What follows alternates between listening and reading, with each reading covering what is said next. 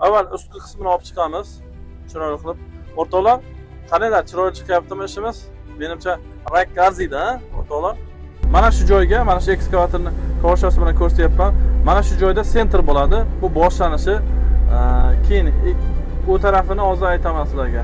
Assalomu alaykum, ekskavator ishqibozlar. Sizlar bilan har doimgidek Murod Qodirov. Do'stlar, biz bugun 3 kunlik xaltura oldik, soatiga 750 rubldan. Hozir dachadamiz. Mana yakshanba bugun, xudo xolasa. Keldik, ukamiz, operator ukamiz. Shunda qarataveramiz o'zini ham. Sanjarbek, yaxshimisiz ukam? Bu ham kuchli ekskavator ishlardan, xudo xolasa. Ikkalamiz bitta nimaga keldik, чтобы sizlarga ham kontent bo'lsin deb, xudo xolasa ukamiz kamerachi vazifasini bugun bajaradi. Kelgan paytda nimaga e'tibor berishga? Birinchi, atroflarni ko'rdim va nimalarni qarash kerak, yog'larni, hamma joyini qarash kerak. Qirilgan nima joy yo'qmi? Chunki biz bu ekskavatorda birinchi ishlashimiz. Boshda ishni tushunib olamiz. Chunki transfer o'zi qolish kerak ekan. Shuning uchun kelgan paytda kichik ekskavatorlarda mana shunaqa kovshlar, bu chiqil kovshasi bo'ladi. Bu transheyni bo'ladi, bu средний уже kovsh, обычный, a bu уже frontalniy kovsh. Mana shunaqa nimada turadi bu. Planiruющий kovshda ichiga ikkitasi tushirilgan holatda bo'ladi. Mana shunday holatda keladi. Hozir men so'radim, birinchi kovsh qaysi ishlaymiz desa, transheyni qozamiz dedi. Ha, bo'pti deb bularni joyiga qo'ydim. Qo'yganda ham обязательно sizlar keldingizmi, hech qayerga mushat qilmaydigan qilib, harakat qilmaydigan joyda tanlashingiz kerak va shunday qilib men shu joyda tanladim, bezopasniyroq, hech qayerga harakat qilmaydigan kovsh yechdim. Mana shu bolt yordamida, bu hozir ish jarayonida agar mabodo almashtiradigan bo'lsak, shu ish almashtiruvini ham ko'rsatmoqda xolos. Mana shunday qilib almashtirdik. Endi xudo xolasa ishga tushamiz. O'rtoqlar, videoga bitta boshdan layklarni bosishni so'rab qolamiz, chunki bu inshaalloh juda ham manfaatli video bo'ladigan umiddamiz. Xudo xolasa, do'stlar, mana shu videoni do'stlarga tarqatamiz, deb ular ham mana shu qish paytlari ko'ryapsizlar, qor bor, o'zi kunlar sovigan. Men o'zim ko'rishimdan bilsangizlar bo'ladi. Demak, videoni boshlaymiz. Oylik kutib o'tish, unaqa narsani o'zi kerak yo'q endi. Shunaqa xudo xolasa xizmatlarimizni ham yo'lga qo'yapmiz inshaalloh. Do'stlar, hozir biz dastavka yetib keldik. Hozir bu yerda vajdeniya jarayonlari bo'ladi. Videoni kuzatib boramiz. Birinchi bor Murod Qodirov odamlar o'tdi imtihondan. Ana endi sekin ketyapti. 13, 16, 20, 27 may oylariga yozilgan odamlarniki ko'rkatur oladigan bo'lsangiz 46 ming oladi. Olish ko'p joyda muammo bo'lyapti. Mana hech problema olib berdingiz. Kelinglar, vaqtiga sizlar ham paravalarni olib olinglar. Do'stlar, men ko'rib turganingizdek ishni boshladik. Men mana ekskavatorning ichidaman. Xudo xolasa, qaranglar, bizga hozir yo'nalishni ko'rsatdik, transheyni qoziladigan. Hozir shu mana shu joyga, mana shu ekskavatorni koshasi bilan ko'rsatyapman. Mana shu joyda sentr bo'ladi. Bu boshlanishi. Keyin u tarafini hozir aytaman sizlarga.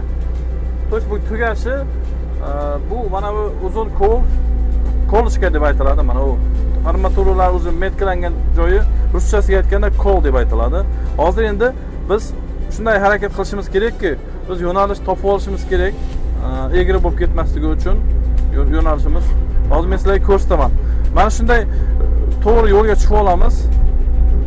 Avval ekskavator bilan u yoqqa bu yoqqa bir ikki marta yuramiz, chunki siz noto'g'ri nimadan ketmasligi uchun bitta liniyadan chiroyli bo'lib chiqadi, o'zingiz bilasizlar. Mana shu bizlarda sentr boshlanishimiz. Mana shu joy. Bu sentralniy bo'ladi. Mana shu joydan boshlanadi. Orqamga qarayapman. Mana. Bizda transheyni nimasi? Transheyni chuqurligi 180 metr. Ya'ni mening bo'yim 180 bo'ladigan bo'lsa, men ko'rinmasligim kerak. Mana shu transheyni ichiga tushgan paytimda. Ana shu darajada bo'lish kerak. Bu juda ham men shu paytgacha mana 10 yildan beri ekskavator haydayotgan bo'lsam, o'zi birinchi marta bunaqa bo'lishi, bunaqa uzun chuqur kovlashdi. Yani bundan oldinlari bo'lardi-yu, lekin unaqa emas, 40-50 sm bo'lardi. Mana shunday. Demak, mana izlarni ko'ryapsizlar, bir ikki marta borib kelyapman, чтобы chiroyli chiqishi uchun, bir tekis ketishimiz uchun. Demak, biz videomizni boshlaymiz. Xudo xolasa hozir qolishni boshlaymiz endi. Hozir sizga videoni oxirigacha ko'rsangizlar, sir-sanoatlarni hammasini o'rgataman. Ekranga qulayroq o'tirib oling, xudo xolasa. videomizni boshladik, ishimizni boshladik.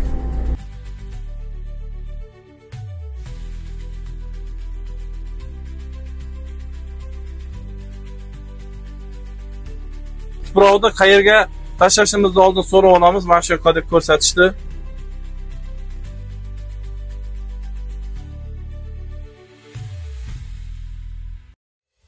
Iloji boricha maksimalniy stillarni uzunroq, ko'proq tashlashga harakat qilishimiz kerak, chunki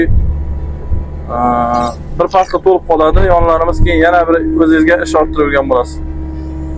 Iloji boricha telefonlarga umuman berilmasligingizni maslahat qilgan bo'lardim, chunki siz har doim boshlanishda 1-2 kun, keyin 1 oy, 2 oy даже siz nimada yurishingiz mumkin. Bu sinovda yurishingiz mumkin, chunki ular biladi, sizda qanaqa nimalarni kuzatadi, obdon haqiqatda ishla oladimi, yo'qmi, bizni ishimizni nima qila oladimi, ya unumli ish qila oladimi, yo'qmi deb hammasini ko'rib chiqadi bular. Undan keyin sizni qolishingiz yoki qolmasligingizda ishingizga ana shu narsa katta sabab bo'lishi mumkin.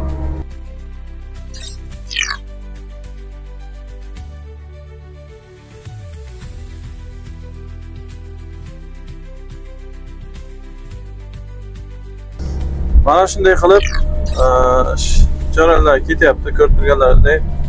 Tak, mana buldozer vazifasini bajaradi, ya'ni bu ishda ancha unumini oshirib beradi. Qozdik, endi xudo xolasa chiroyli qilib bir joyga hammasini to'playmiz, tuproqlarni, чтобы o'zimizga ham qarashimiz kerak. Biz qozayotgan paytimizda o'ng yoki chap tarafimiz baland bo'lib qolmasligi kerak. Shunda nimamiz tekis chiqadi, transheynimiz tekis chiqadi. Iloji boricha hamma joy bir tekis bo'lsin. Tekislab mana shu bilan lishni tuproqlarni shuna olamiz mana.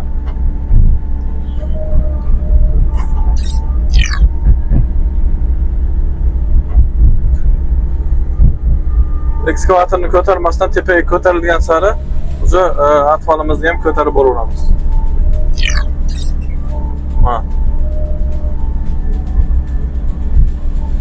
Mana shunaqa bo'ladi.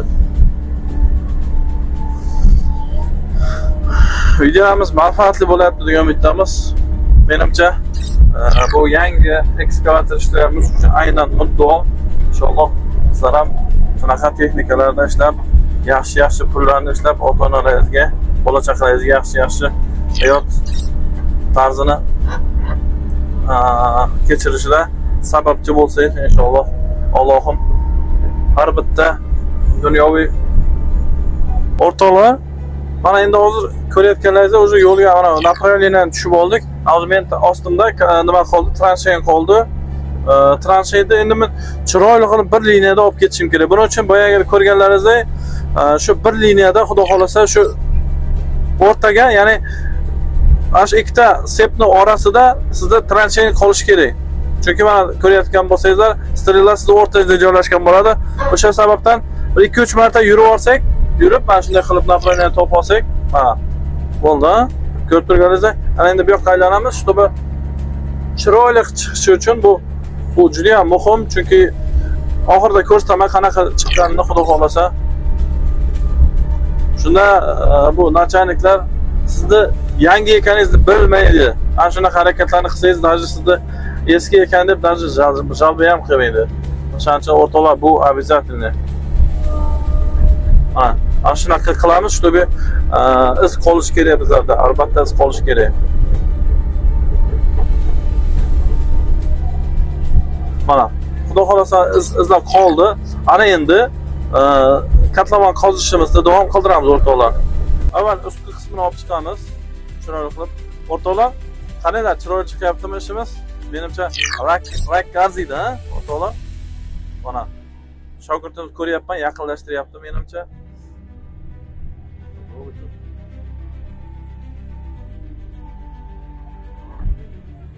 Mana shogirdimiz ko'ryapman, menimcha yaqinlashtirib bizlarda ishimizni yaqindan olyapti. Sizlarga chiroyli ko'rinishingiz uchun. Ukamiz ham bugun bekor kamerada yur dedim. Bir obunachilarimizga bitta chiroyli kontent olib kelay dedim.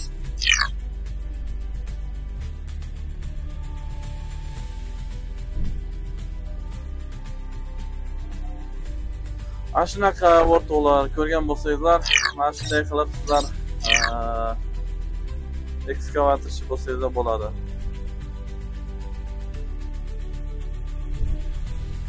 Bu ekskavator ish jarayonini ikkiga bo'lishimizdan sabab bittasiga sig'maydi, odamlar erinchoq bo'lib ketgan, bitta videoni oxirigacha to'liq ko'ra olmaydi deb bosadi chiqib ketadi. Mana shunaqa bo'lmasligi uchun, sizlarni zeriktirib qo'ymasligi uchun harakat qilyapmiz, 2-3taga bo'lib sizlarga chiqarishga. Xudo xolasa keyingi sonlarni ham ko'raman desangiz, обязательно layklarni, kommentarlarni ayamasdan do'stlaringizga bir ulashib, bir gruppalarga ulashib qo'ysangizlar, Xudo xolasa inshaalloh manfaatli bo'ladi hammasi. Chunki bu sohaga qiziqmaydigan odam o'zi bo'lmasa kerak erkak kishining o'rtasida.